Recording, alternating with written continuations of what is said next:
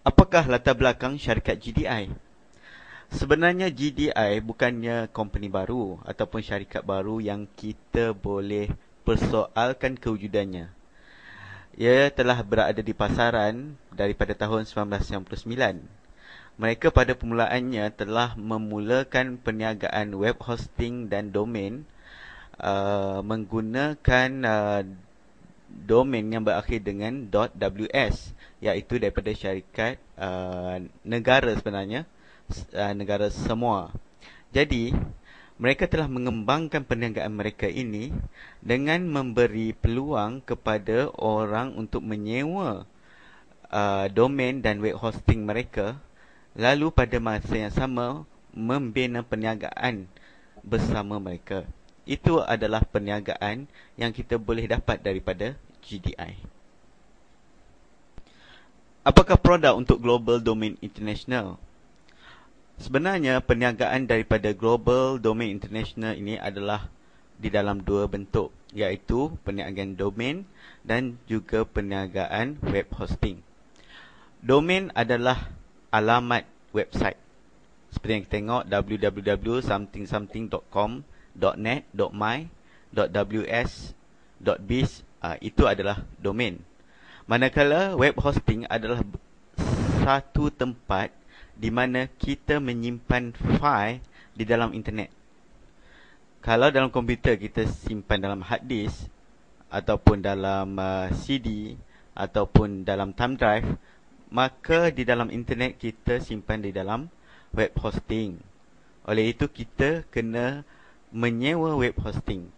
Itu adalah perniagaan daripada GDI. Baguskah produk syarikat GDI ini? Okey, sebagai seorang website developer, kita tidak boleh meletakkan website kita di internet tanpa dua produk ini. Produk ini memang berpasangan, iaitu domain dan web hosting. Jadi, setiap website developer mesti memerlukannya. Dan pada masa yang sama, satu website tidak akan berada di internet selama sebulan atau 2 bulan. Ianya mungkin 2 tahun, 3 tahun, 10 tahun. Jadi itu adalah satu opportunity kepada kita. Jadi daripada segi produk memang very strong. Very, very strong. Lagipun di dalam GDI kita mempunyai support system yang bagus, mempunyai wizard untuk membina website. Berapakah modal yang diperlukan untuk menyertai perniagaan GDI ini? Okey, jika kita lihat pada masa sekarang, kadar penyewaan web hosting dan domain adalah di antara RM100 hingga RM500 setahun. Ianya berdasarkan kepada keupayaan web hosting tersebut. Untuk GDI, kadarnya adalah lebih kurang RM350 setahun. Namun ianya akan dibayar melalui credit card, debit card ataupun PayPal sebanyak USD $10 per month, iaitu lebih kurang RM35. Jadi, modal ini adalah di dalam tahap sederhana. Ianya tidak terlalu tinggi dan ianya tidak terlalu rendah. Dan apabila kita lihat daripada segi sistemnya, ianya memang bagus. Bagaimanakah kita mendapat keuntungan daripada GDI? Saya rasa ini adalah soalan yang paling utama sekali di dalam fikiran saudara-saudari buat masa sekarang.